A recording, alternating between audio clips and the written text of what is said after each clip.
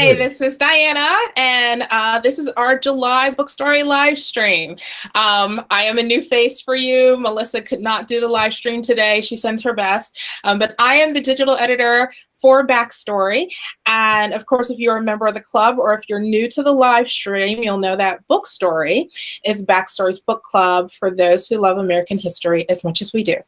So I am super excited for our guest today. He is the author of 2 books, and I'm going to show them to you really quick. The first is Rejected Princesses, and the second one is Tough Mothers, and his name is Jason Porath. Hi, Jason. Hi, thanks for having me on. Thanks for being here. I'm very excited. I'm a big fan. Actually, a quick story.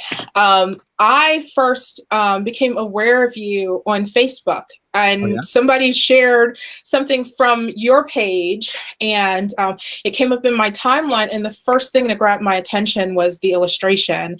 And then I looked at the story, and then I followed the link, and I thought to myself too, I was like, oh, this guy is like getting it right.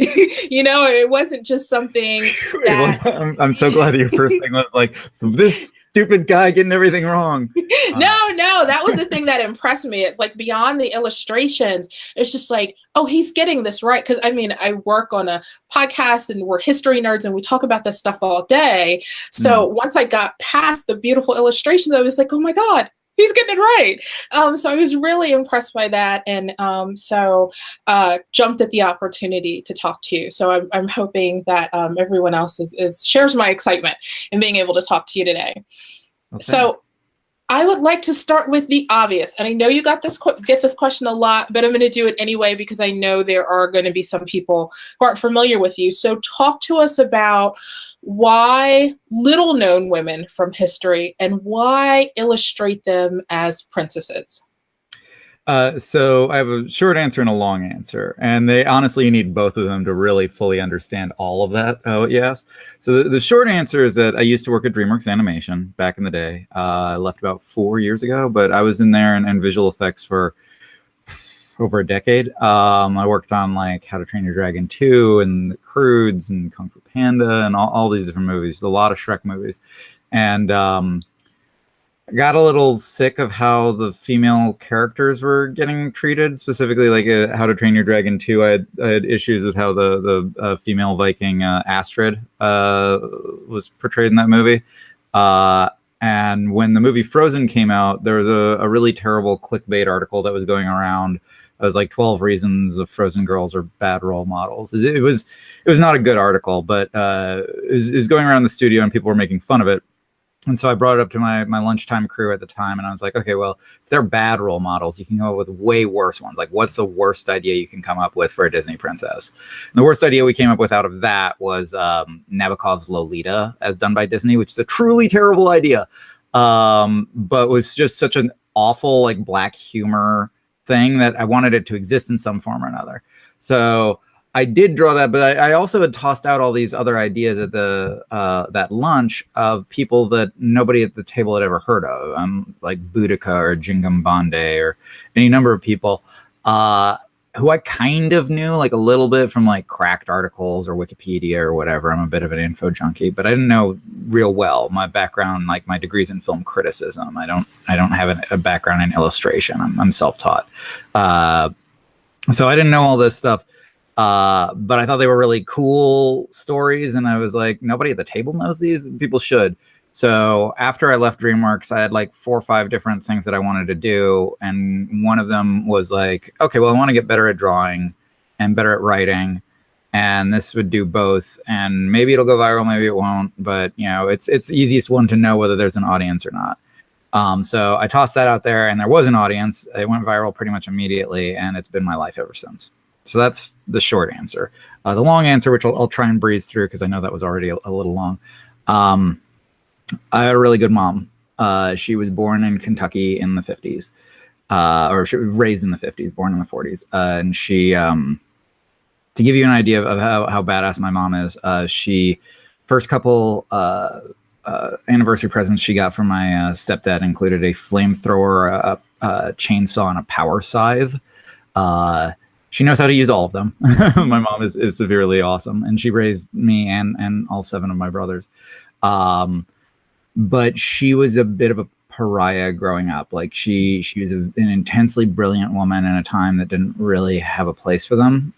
She was told repeatedly by her mom that men didn't want a smart woman, and really struggled, like floundered a lot of her life up until her 30s to find other people like that. It wasn't until she like found Mensa that she was really finding her people, and that's how she met my dad. And I saw glimpses of the life she'd given up to kind of raise me, and all the stuff that if she just like had that confidence, had that connection to other people earlier in her life, she could have manifested so much more and so much bigger. And I just, my mom's the coolest person in the world, but I can't go back in time and like give her that connection to human history and all of the women who have come before her who were like her. To prove that she's not like a weird anomaly of history, that there's nothing wrong with her. I can't go back in time and do that, but I could give this book to other people who might have been in my mom's shoes, who are at that age. So yeah, that's the longer answer.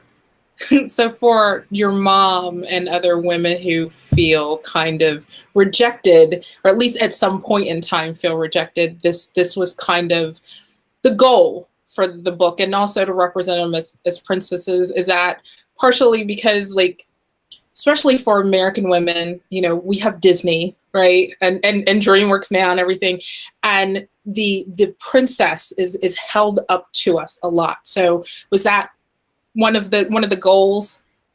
Yeah, I mean, it's part that, it's part media critique,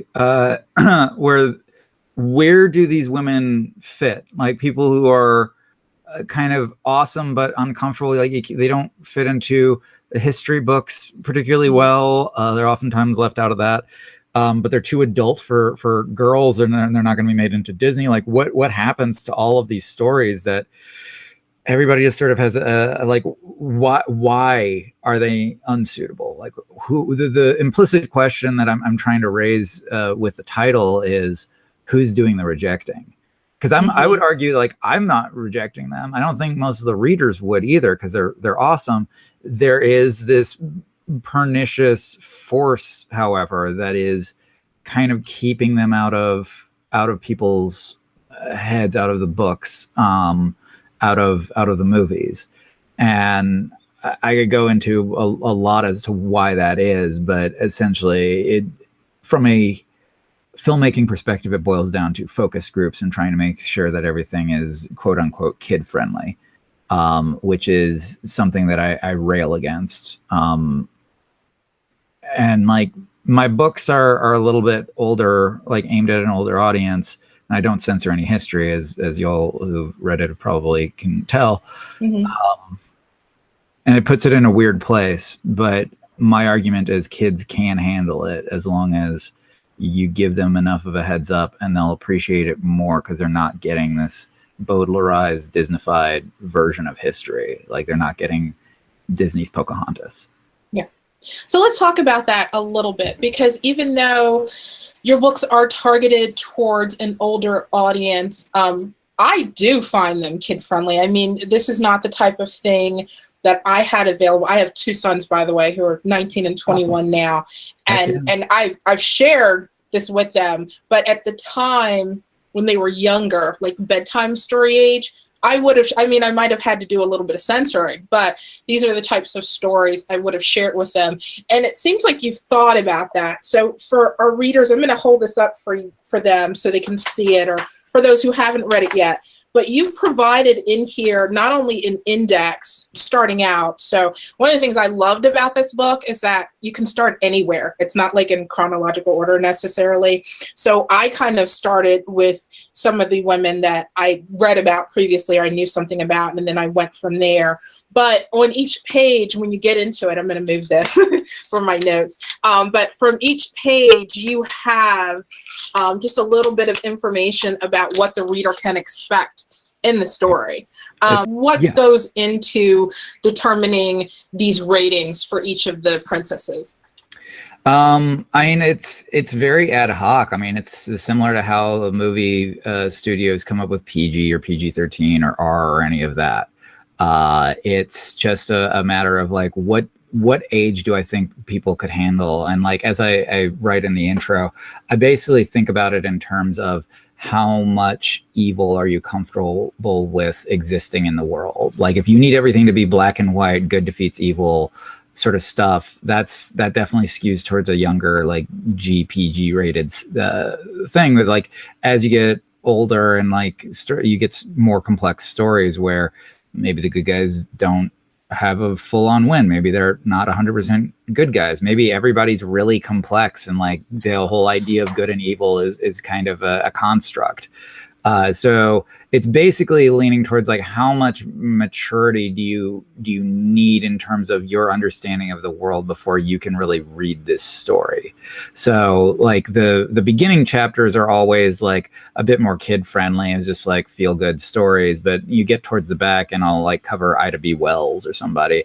And if I cover Ida B. Wells, I'm going to be talking about lynching. And if I'm talking about lynching, I'm not going to censor what lynching actually was because it does a disservice to everybody. So yeah, but I try to put up content warnings beforehand so you know what you're about to get into, because not every story is appropriate for every reader. Okay. And so in thinking about that, I want to kind of jump into one of the first stories let me go back, I'm going to start in order, in Rejected Princesses. Now this is something that I was somewhat familiar with, but this is Sybil Ludington. And you talk about her being the true Midnight Rider. This is early in the book, so this is a fairly short story. And unlike one of the reasons why I wanted to talk about this particular one starting off is unlike a lot of your other stories, I noticed that there weren't a lot of footnotes with this one. And so in some ways, Sybil's story seems fairly simple. So how did Sybil make the cut? Well, I wanted to have a range of like PG, PG-13, and R, and even age ranges in terms of the people represented. I wanted to have some people who are full adults, some people who are younger, etc. So she sort of hit a lot of the more PG, younger inclusion, but it was also just a great story. The reason why hers is a bit more straightforward is that there's honestly just not that much to go off of in terms of historical documentation on her, and her story is really pretty short. I mean, you can kind of trail off at the end and say, okay, she got married, she had a family, etc. But I mean, what she's known for is a period of a couple hours, and it wasn't like a new things are happening in every single moment in those couple hours. There's a handful of other things that she did. She was reputed to have scared off a bunch of people coming after her dad by basically making mannequins shadows in the windows of her house and pretending, like making a bunch of noise and pretending like the entire garrison was stationed there, which is also pretty great. But I mean, just really there isn't that much to go off of for her. And it was one of the early stories, and so yeah, there really isn't a whole lot in the way of footnotes and whatnot. Okay, so if we can talk about maybe a little bit the challenges of, so you have a woman from history that you'd like to profile, but there isn't a lot to go on. So for like Sybil, and also you mentioned before Mary Bowser, how do you figure out what parts of the story am I telling, and if there aren't illustrations or if there aren't descriptions of this individual, how do you go about determining how this person will look in your book? Right. So I'll take it one at a time. Sybil had a couple like tall tales come out after her death. And basically I would track down, I would come across basically everything I could written about her and try and track down where the first mention of certain things were. And if they weren't mentioned in like the original telling of that, I think, it's open source now. I think you can find it on archive.org is where I found the original magazine where it was published. And it basically covers every single thing in her story. basically her entire life story.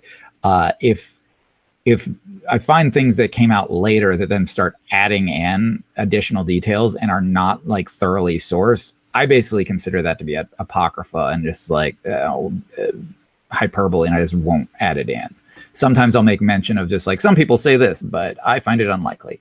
So with Sybil's case, in terms of illustrating her, we had a couple things to go off of. A lot of the sources talked about what she was wearing, how she tied her hair back with a little piece of rope, and that her horse's name was Star, and he had a star shape on his forehead. So these were all things that you can include in. And they talk about her running into some dude in the woods. It's called a skinner. So I sort of looked up what a skinner would likely have looked like around that time. Looked up the forest that she's supposed to have ridden through, and like all the stuff that I can in terms of like getting a wide-ranging picture of the environment. Similarly with Mary Bowser, the stuff that I was pretty certain it happened, I put together. So like I had I have the images of her in the Confederate White House, basically dusting the place and looking at plans because she was a spy in the Confederate White House. And so I was able to get pictures of the furniture in there and like his desk and everything, and even a painting of Davis and his wife Venita, yeah, just had them that over the fireplace. I basically included as many little details as I could, but there's not a good there's no pictures of Mary Bowser. Same as there's no pictures of Sybil Luddington. Mary Bowser, I basically gave her, like, in terms of facial structure and everything, as I'm gonna hold it up while you're talking. Oh yeah, yeah. It's a fairly generic face, and like the outfit she's in is similarly just sort of trying to be nondescript, because that was her whole jam, is that she was trying to be nondescript and not be noticed. So that all fed into like people underestimating her. I tried to draw her as someone that you might underestimate. It's just like, oh, she looks young. Oh, she looks like she has not done a whole lot in her life. So that was sort of what I was going for. And then there's other things in that illustration, various maps that were contemporary to the time. The Confederate flag is the actual Confederate flag, and not the stars and bars flag that the Confederate sympathizers nowadays sort of point to. And then there's the fire in the background that is a reference to her potentially having tried to burn down the Confederate White House, which I read something after this came out. Unfortunately, this does happen to me. That sort of tossed that into doubt. And so, yeah, I'm not perfect in my research. I do my best, but I read a lot. There's 300 some odd citations at the back of the first one, but I still get things wrong. I'm human. Okay. Well, I think this is a good time to segue just into your overall research process. And I think a good way, at least for me, because I'm curious about this, a good way for me to illustrate this, I'm going to jump over to Tough Mothers. And I'd like you to talk about, and forgive me if I'm pronouncing this wrong, because I didn't realize until I read your book that there were multiple pronunciations, but is it Sacagawea? Did I get that right? I think it's actually Sacagawea. Yeah, I know. It's a real complicated one. There's a lot of footnotes on that story. Okay. That story is like half footnotes. Okay, so I'm going to hold up the illustrations, but I think this is for me, I think this is the story I'd like you to talk about your research project in light of this. So I'm going to hold it up, and please talk to us about how you got this story done. So I grabbed all the books that I could that were of any notable length. There's a ton of books on her that are very short and are for kids and don't go into great depth. So I grabbed the ones that were more scholarly input on it, as well as the original Lewis and Clark journals, which are pretty easy to find, and then managed to get a hold of. Well, I'll start out. So I go through and I look at all this and get a general idea of like, here's all the different things that she did. But there's a big question as to her ultimate fate and what happened to her afterwards. And different people give different accounts of this. So I go and look. I basically then go on JSTOR. I go into as many academic journals as I can, try and find whatever is most current in terms of thought on that.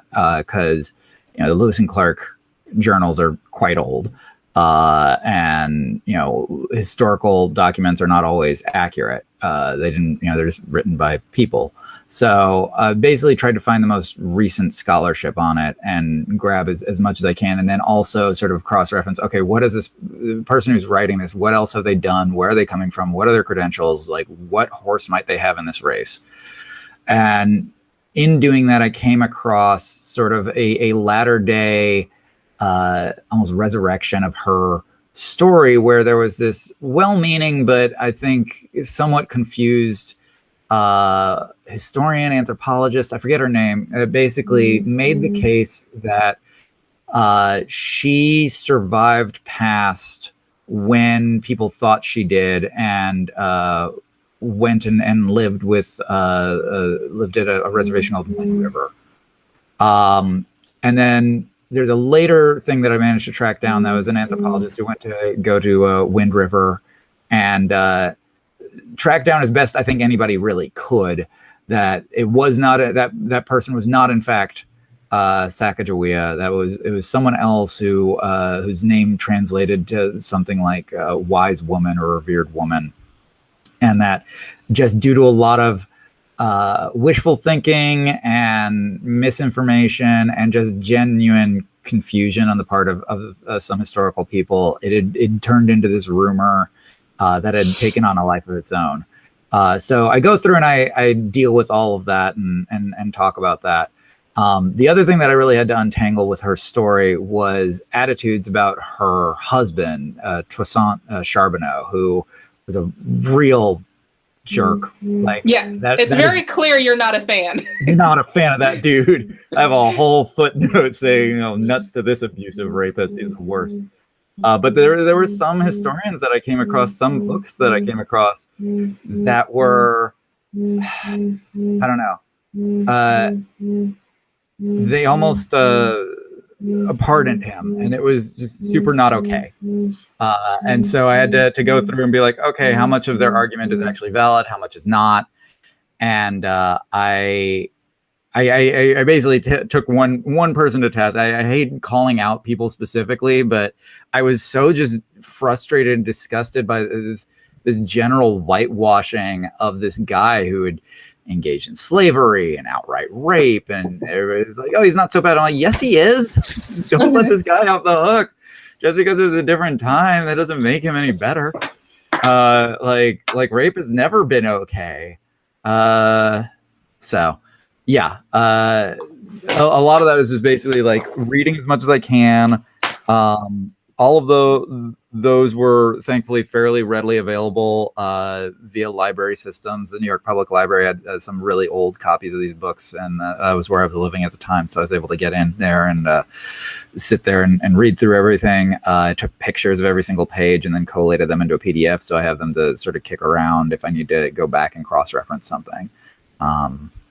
That process is sort of what I went through for that. That was one of the more thorough ones, because I knew this is someone that everybody knows about, and there's been a lot of writing on them, so there's a lot to go off of that's already available, and I just wanted to make sure to cross my T's, dot my I's, that sort of thing. I think one of the things, in addition to what you were talking about Toussaint, was again one of the things that I appreciate so much about the work that you're doing, especially in light that this is, this is not your field by training, but obviously you have a very clear love of history and also an attention to detail. Like these are details, like reading through these footnotes. These are a lot of the details that you don't always get in academic books. You don't really get much of an insight into what a person has to go through in the research process to get to the finished product, aside from everything that they put in the footnotes in the back of the book, Right. but not any real insight. So if we can stay on this one for just a minute too, this one in the footnotes here, I noticed that you talked about like your timeline. Do you have to chart anything? Are there any, because obviously you're also spending a lot of time in developing the visuals, are there any type of visual things that you use in your research, like mind mapping, or are you creating timelines when you're trying to put these stories together? So my process when I'm reading through things, because oftentimes I'm taking from multiple sources that are laying things out that it may not be in chronological order or whatever. So I keep them all in one big document that I keep in chronological order. If there's sort of overarching themes that are separate from that, or like would be outside, like a historical background that I'd need to understand, of like, okay, here's the background of the Shoshone tribe, or here's the background of like this subculture in India or whatever. I keep that in almost like a below that section thing, but I keep it all out, and in terms of what year, and if I have a date or month, I have that as well. It's sort of like that colon, this happened, and then I leave a page number. And if I have more than one source, I'll abbreviate the sources in terms of like, the author's names. If I have more than one book by that author, it becomes like HC1, HC2, HC3, that sort of thing. So I'll be able to go back and reference where I got a certain idea, which is really useful, because it'll sort of mutate in my memory a little bit, and I'll have to go back and be like, okay, what did it actually say? Okay, maybe I misread that, maybe I'm misremembering. So being able to go back to very specific things is very useful. As I'm compiling this document, I'm also bolding, like putting in bold or different colors, or just underline, whatever, things that really stand out to me that I want to call out in the story in some fashion or another. And then I have below everything else a area that just has physical descriptions that'd be useful in illustration. So knowing what the person was wearing, knowing what was like a normal style of clothing for people, descriptions of environments, descriptions of rooms, descriptions of props, that sort of thing.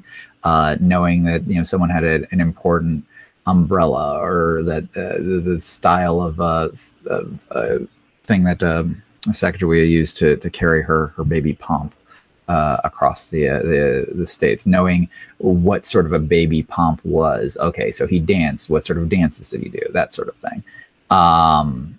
These are all things that I sort of collate out. So once I have all that, I'll let the document usually sit for a day or two and digest, and I'll come back to it and reread it. I may bold or unbold certain things that leap out to me in retrospect. Try and figure out general threads of the story, like what was ultimately their story about. Like if you had to make it a movie, like what is the moral of the story? What is the takeaway? What is the thing that we can learn from this person? And then I will go through, because I'm coming at it from a more narrative perspective, and I know that that's not like a good way to think about for historians. I'm doing sort of this hybrid of history and entertainment. So I am trying to tell their story in a fashion where I can cut out the cruff that we don't need to know about, like the history of 17th century mercantile, whatever. But it'll still be fascinating to get to the core of who this person was and what they were about. So I'll reread it and figure out, okay, these are the things that really stand out and can tell that story and like weave a thread through. And is there a visual that I can work in that can be like a visual metaphor or something that would be really useful to tell that story? And sometimes that pops out at me, sometimes it doesn't.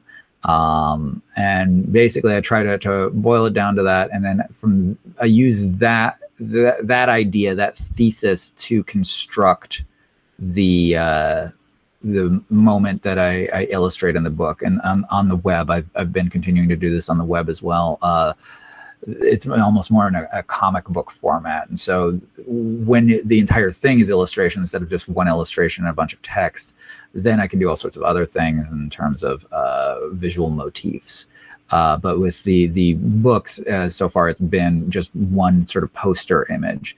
And so for Sacagawea's picture, the moment that I really wanted to illustrate, because it felt like she had gone so far and she'd had a rough life, even when she'd been kidnapped or like put into slavery with this other tribe, and then either gambled away or basically was in a shit marriage with Toussaint. She then, like, a high point to her life was being with her kid, who was absolutely lovely, and getting to see the ocean. She'd wanted to see the ocean her entire life, and she very nearly didn't get to. So that was the moment that I really wanted to portray for her, is that, like, the high point of her life is she gets to go see the ocean. Yeah. So there, you said something just a few moments ago that I want to unpack a little bit of. You talked about with the narrative, kind of like straddling that line between historian and entertainer. Mm-hmm. Have you, or did you, early on in your process, did you have any, conversations either with just yourself or with anyone else about, like, should you maybe lean more towards the history side and less entertainment? And it also along those same lines, your writing style, like, you can tell your sense of humor in it, but between the style of your writing and your footnotes. So did that kind of maybe sway you in the direction of the style of writing that you're doing in these books? So my guiding principle in how to write them has always been, this is a story that I want to tell you at a party. Mm-hmm. And that people have dinged me on online reviews for, affectations of a what they call a 13-year-old girl, but that's how I talk sometimes. So I don't know what to do. Me too. It's my voice. People come after me like, you cuss too much. I'm just like, yeah, you write what you know. So in terms of the breakdown between historian and entertainment, I'm not a historian. I can't be. Like, it would require so much more training, and it would be utterly disrespectful for me to refer to myself as a historian. I think just it denigrates the amount of work that other people have done to go into this, and, like, it's not something that interests me. There's so, like, I'm doing what's essentially illustrated book reports, where I'm boiling down 400 or 500 pages into 2 or 3. And so I'm trying to not, I don't want to boil out all of the complexity of history. I want to preserve that as much as possible. I want all the dings and dents and ups and downs of these people's lives. I want them to be actual breathing human beings. Like, if I'm going to cover Ada Lovelace, I'm going to cover how she was an opiate addict as well as an absolute genius. Because if you do otherwise, then you start putting things on a pedestal, and, like, you get the same problem that you get on Disney, is, like, people are unrelatable. They're not real. There is in this little glass case.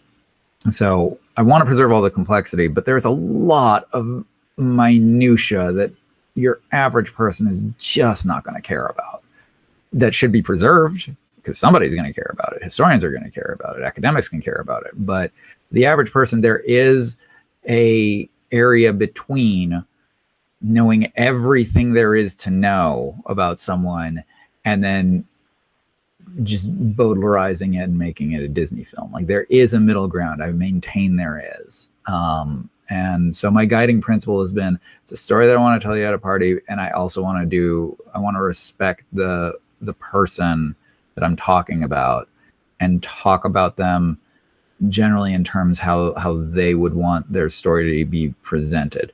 Asterisk. Yeah, I'm not going to, like, do PR for Elizabeth Bathory. Like, I'm not going to, like, come out and be like, oh yeah, she bathed in people's blood, but it's okay. Like, I'm not I want to preserve all the complexity of someone, but I don't want to completely like just roll over their story. I want it to be from their point of view at least.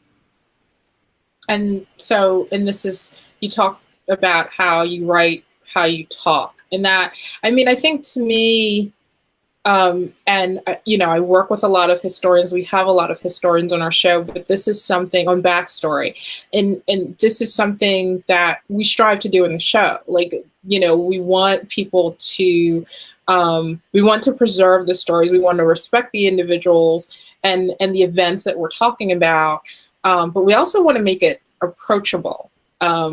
I know some, I mean, I'm not one of those people, but I know some find history boring, but I enjoy when I can take something like this and I can share it with somebody and say, oh, it's entertaining, but it's true. Like it's true, not Disney true. It's true. And so I think that's one of the things that historians sometimes struggle with. And so, you know, what do you think about that? How do you think that if you were a historian, how would you try to reach wider audience? Because that's as much as you're not like an academic historian, that's their goal. Like they want their scholarship to reach people and to get them to appreciate it, to inform people. So how do you think historians can go about in reaching a wider audience? So the approach that I've taken with all of this, I've described to people as almost a pyramid approach. There's going to be plenty of people who come by who just want the like meme image, like the thing that you'd see on Instagram that's just like, here's this person, here's like, it's an impact font, it's just like, so and so was the greatest pirate in human history, started life as a prostitute, ended it with the Chinese government throwing money at her to retire. That's all they want. They won't, that's it. And that's like a lot of the audience, and you cannot make them want more at that time. They may come around to it. They may be like, oh yeah, I remember seeing this. Oh, I should look that up. And then they'll go and look it up later. But a lot of people, they just want the drive-by. That's the shallowest like tip of the pyramid. But if you have that and then you provide a link to like a little bit more. So like for me, the next, that meme image may be like just the poster image, right? It's just like something to get your attention.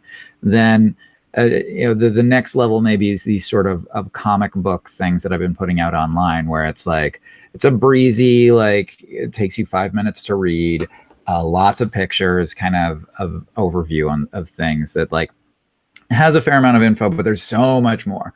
Then if you want more, you click through and there's a bunch of footnotes. If you want more than that, you click through and there's all the citations. And at that point, it's beyond me, and people can go and look up on their own. But trying to provide almost the Wikipedia hole of just like, oh, I want more, I want more, I want more, I want more. In that way, I sort of have the whole thing is arranged in a certain way to appeal to a variety of audiences while still being all the same product, but you're shifting how much you're presenting to someone at a given time. So it's like goes from like log line to summary to full thing plus index plus appendices plus whatever, you know? Yeah, that makes sense. So we've been chatting for about 40 minutes now. I'm going to check to see if I have any more questions that have come in, and then there is a question from the group that actually multiple questions from one of the members of the group that I wanted to get to. Sure. So let's see, I don't see anything here on the live, but so Michael Venos, apologies if I just murdered your last name, Michael, but he has several questions for you. So the first I'm going to ask,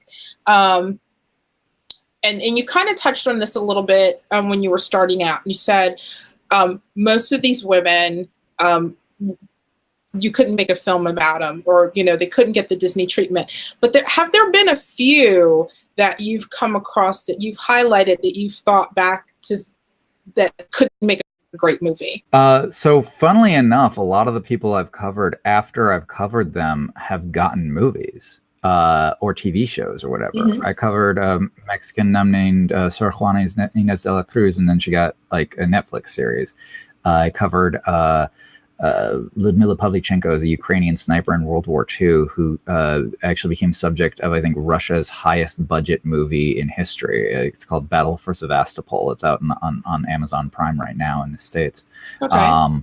So it does happen. But there's plenty of them that haven't gotten that treatment. And in terms of ones that I'd love to see, man, I mean, I do think Mary Bowser's story would be kind of amazing. The spy in the Confederate White House. I'd love to. I'm shocked there isn't an Ida B. Wells movie yet. I think I heard somebody is working on that. In addition to like some sort of monument, I think I heard someone's working on that one, which I would also love. Yeah, I've no doubt at this point someone is working on it. Like, she's gotten to be way better known, even just in the past 10 years. Like, I didn't know about her growing up. I grew up in Kentucky, but we didn't have a great education system, so there's that. But almost everybody I've talked to who's like younger than 15 has heard of her at this point, which is amazing. In terms of people abroad, the story of Julie d'Aubigny is a bisexual sword-slinging opera singer who burnt down a convent to romance a nun, got into so many duels she had to be pardoned by the King of France twice. She'd be a lot of fun. Her story is real hard to pin down how much is true or how much is not, but man, it's a wild ride. And then I'm a sucker for these survivor stories, stories of people who are just like stranded on islands for a year or 4 and survive, or like do a deadly trek through the Amazonian jungle and survive. Like, I think all of those are just incredible stories. Like, we had Castaway. Castaway ain't nothing compared to like Isabelle Godin or Marguerite de la Roque or Ada Blackjack. All of those stories are phenomenal. And, you know, in the case of Ada Blackjack, it's an Inuit woman. And I'm not sure I can think of a single movie starring Inuit folk. And she would be just a phenomenal character to cover, because she's just so complex. I'd really love to see her movie. Yeah. I want to see them all movies. I would too, think of hers particularly because, you know, I think we're at a period now where people are really wanting to see more diverse, complex stories being told on the screen, which I meant to mention too. And for anybody who hasn't actually gotten into these books, the diversity of the women is just, it's like there's something for everyone in here. And so I really appreciate it, because I think, you know, I feel like I grew up in New Jersey, and I feel like I got a relatively decent education for a public school kid. But when it came to history, African-American history, you know, stories about people like me, aside from, you know, like Martin Luther King and Rosa Parks and, you know, Harriet, thank you. That's a big one, you know, and doing projects on peanuts. I didn't really get a lot of that, like, very early on. And so I appreciated seeing that. And I know that there are other, especially little girls, when you can see yourself represented in somebody else, like, it means the world. So, thank you for doing this in your books. And I think I would love to see Ada. Thinking of her, now you mentioned that you didn't shy away from any of the ugly bits of her story. Have you come across a story that you felt, okay, this is too much even for me? Oh, yeah. Plenty. Yeah. Anything you want to share? Or are you holding back because you're trying to figure out how you're going to do it? No. I mean, there's people that I just, the more I read about them, the more I've got uncomfortable covering them. There's a woman, Turkish feminist named Halid Edivar. I may be mispronouncing her name, who was... I think complicit is probably the right word in the Armenian genocide. She wasn't an advocate for it, but she ran an orphanage that basically took all of these kids whose parents had been killed in the genocide and then renamed them and retrained them. And basically it was a cultural genocide. And she was highly complicit in that. And she viewed it as the right thing to do, but it was such a really gnarly way to talk about the genocide that I did not. I got very close to covering her, and I just didn't. I'll do a sidebar actually real quick. The person that I did instead of her, Pailadzu Kaptanyan, who's in the second book, was an Armenian genocide survivor who walked across the desert pregnant after leaving her 2 kids behind. Her husband gets killed midway through. She makes it to Syria, gives birth, goes back, gets her other 2 kids, moves to the United States, becomes a seamstress for FDR and Eleanor Roosevelt, moves to San Francisco, invents rice-a-roni. Amazing. I loved that story. Like, right? I have to say, when I was reading it, it was like one of those, like, I wanted somebody to pop out and say, but wait, there's more. You know, it was more. Such a good story. So can I tell you the all the stuff that went into like getting that story out? Yes, please. She was one of the only people who wrote a memoir or like anything, like one of the genocide survivors who wrote anything about it within the first 5 years. She was an extremely learned woman. She wrote a book that basically she was trying to advocate for this at, I forget, it was a meeting of like League of Nations or something. It was like some big international meeting. And so she wrote this book that's about 100 years old now. It came out, and there's WorldCat said that there's like maybe 5 copies in like almost all the libraries out there. I managed to track down a copy. And I photographed every single page, made a PDF of it. Great. It's in French. I don't speak French. So I ran the PDF through an OCR thing to get it all into one big Google Doc, and then ran that through Google Translate. It didn't really work. Google Translate, very hit and miss. So I had a lot of readers who are bilingual. So I put out a call for bilingual French, English readers, and basically put the entire thing in one big Google Doc and was like, here's a PDF, here's a Google Doc. Can we divvy this up and translate it like a chapter at a time? And they went through and translated most of it. I still need to go back and kick like 1 or 2 to get the last 2 chapters translated. But I was able to get her basically her whole story from all of that. Unfortunately, it is not in the public domain because it is a French work, and France has different copyright. But I'm trying to figure out, okay, once I get the translation done, can I gift that to an Armenian organization around here somewhere? She does have a living grandson who lives in California. I found out about this because there was a podcast a while back about her. And I tried many, many, many, many times to get a hold of this guy, and he never called me back. So I've done my absolute best to try and do well by her living descendants. Well, maybe he'll see this, and I hope I should call that guy back. I hope I'm being respectful to him, because it's an amazing story, and I hope that he'd want it to get out there, because she was an amazing woman. Yeah. Yeah, no, it was a really, really cool story. So let me get back to Michael's question so I can make sure I cover all of them. He asked if, so I'm sure you get asked this a lot. He asked if there are plans for more books in the works. So are there more books? Well, I mean, I keep doing new entries all the time that go up on the web. I just put up one today about India's first female lawyer, or technically not the first, but first big one. So I have probably another 100 odd chapters that I've done. I've also done, I've got a master list of over 3,000 people to cover at this point. In terms of books, the second one at last check has not done fabulously.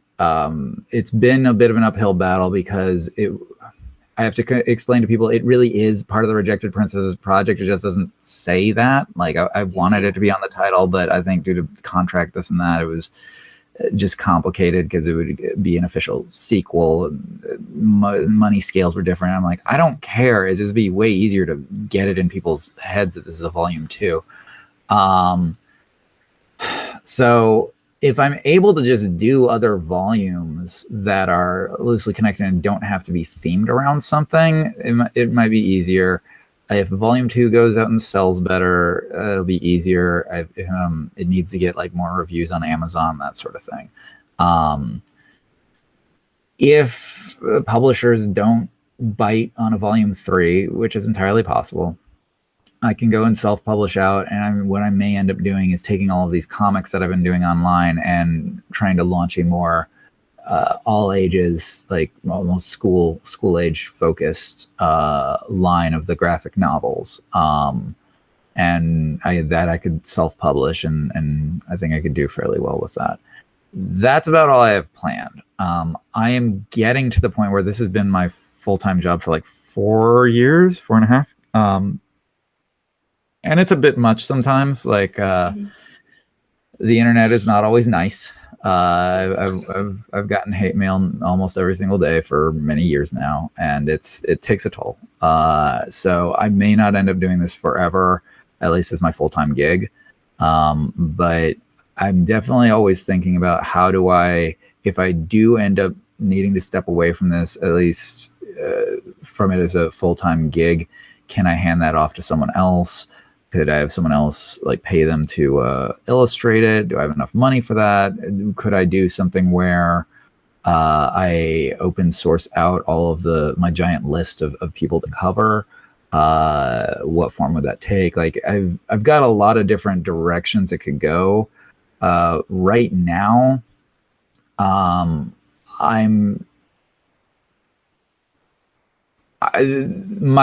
life could basically go in like 5 or 6 different directions at once right now, and I'm waiting for a couple things to land or not land in terms of like, okay, well, we're talking with Hollywood people, but that may be BS because it's been BS so many times in the past.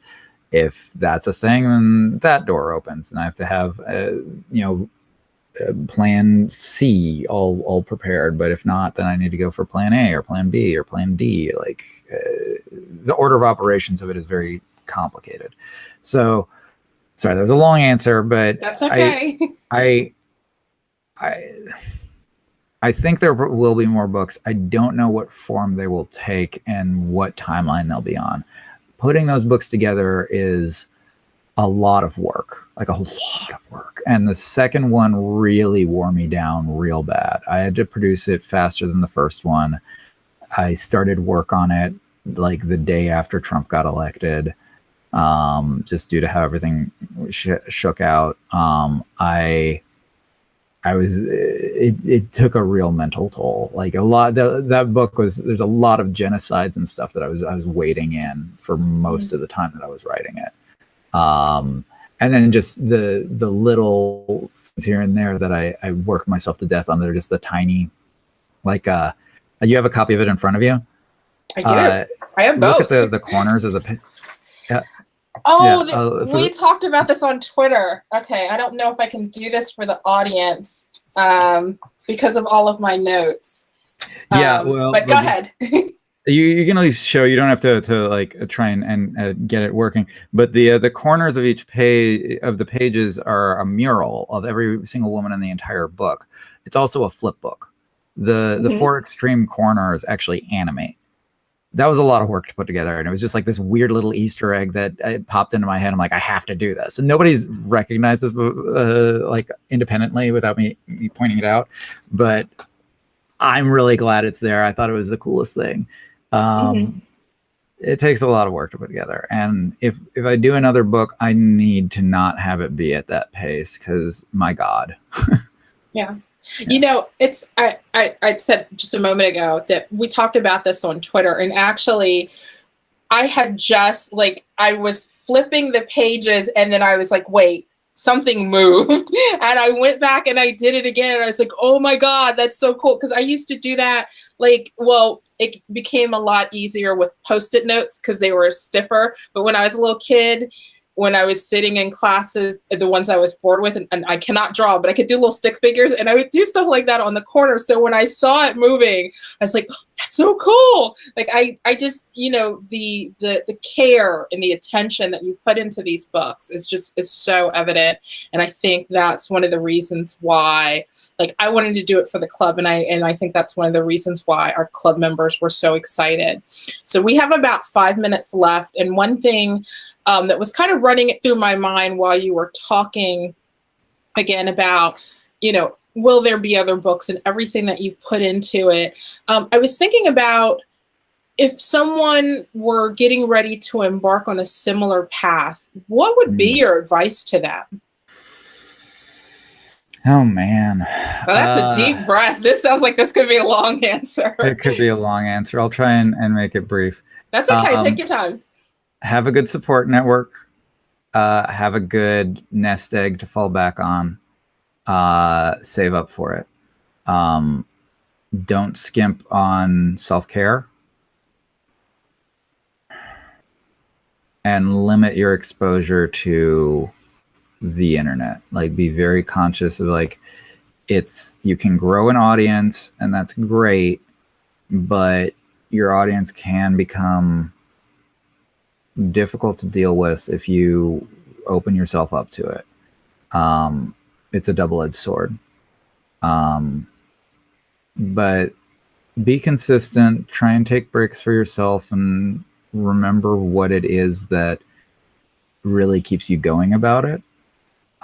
When people send you nice messages, keep them in like a little folder somewhere, label it pixie dust, and break it out on rainy days.